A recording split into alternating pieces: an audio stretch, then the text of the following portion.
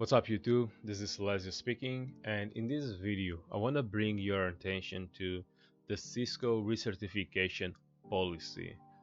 You probably know that I'm a CCIE for Cisco Enterprise track, and this essentially means that I passed the written and lab exam for the Enterprise track.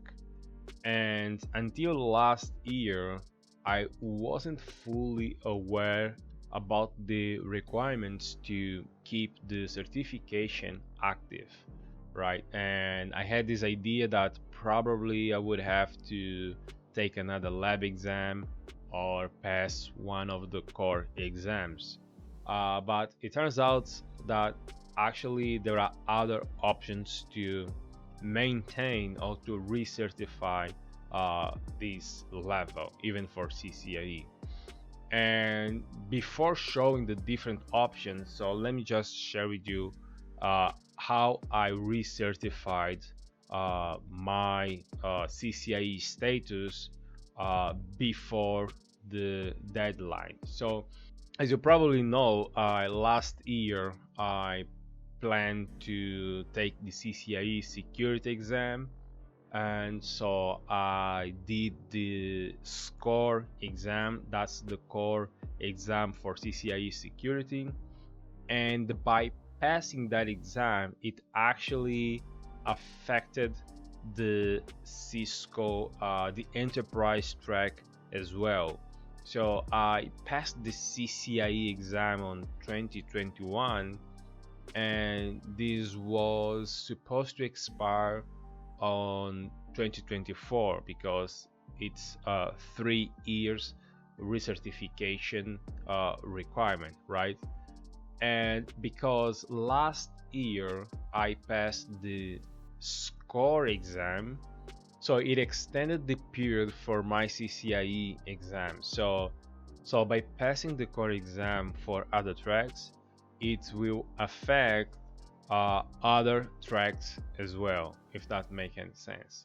And I want to bring your attention to this because when I passed this SCORE exam, Cisco actually didn't update this on my enterprise track. So I had to open a case on Cisco to explain to them that besides being a CCIE, I was also a CCNP security, and I also hold other certifications for other tracks, namely the cybersecurity one.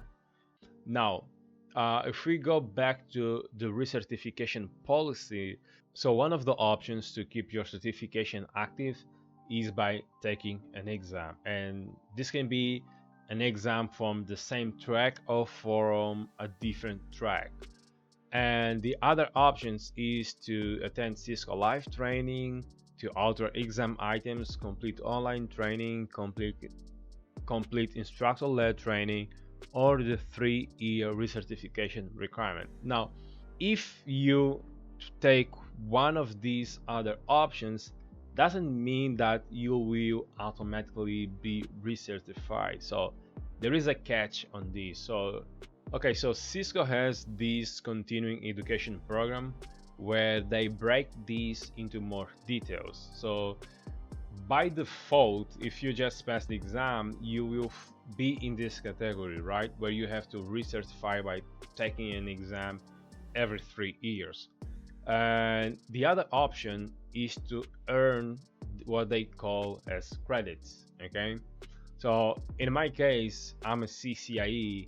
I can either take another exam, it can be a core exam, or as long as I get these 120 credits.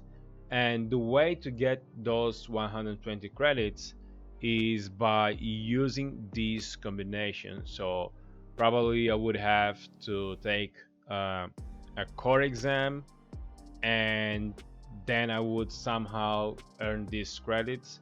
So in my case specifically, what I did, I passed one core exam and one professional level exam. So I passed the SCORE exam and the ICE exam. So these probably gave me the 120 credits to recertify myself.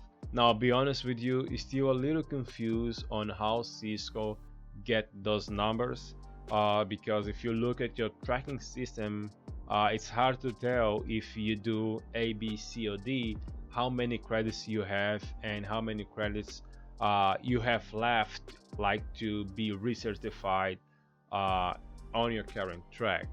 But anyway, as long as you get those points or you pass the exams, you will be recertified. Now, the way to get those credits is either by passing these exams or by taking these other options. So, attend Cisco trainings, and for each training they might award you a couple of credits. Let's say, for instance, if you take one of the Cisco instructor-led trainings, and this will be delivered either through Cisco or through external authorized provider, and for that training normally Cisco would say how many credits you will be awarded.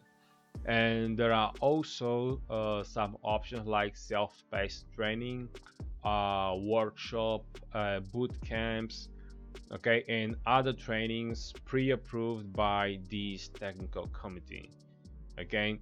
And if you log on to the CE portal, you can see which trainings are eligible to be awarded the credits, okay. My advice is that if you follow one of these options, make sure that the training you're taking or the workshop or the boot camp, it's eligible for you to gain the credits, okay. And the other option is to participate on Cisco exams or authoring books, and they have here different options and also how many credits you will be awarded, okay. And the other option is to participate on Cisco live technical sessions. So normally this happen on Cisco live events. So if you participate on technical breakouts, DevNet workshops, you also might be eligible to get some credits. Now, yes, there are different options available besides just taking the exam. Personally, I would rather study and take an exam on a different track instead of just chasing these credits, because if you look for instance at this one, you would have to sit for a 4-hour technical seminar just to get what, 3 to 4 or 5 credits, and I don't have that much time to spend on a seminar. But if you have plenty of time, then just go for it, okay. So if you're currently holding a certification and you don't want to take an exam, so probably yes, that's an option for you. Just take one of these free boot camps, free webinars, and start saving or claiming those credits, and you'll be able to recertify your certification status without taking an exam. So I hope you guys found this useful, and I'll see you on the next one.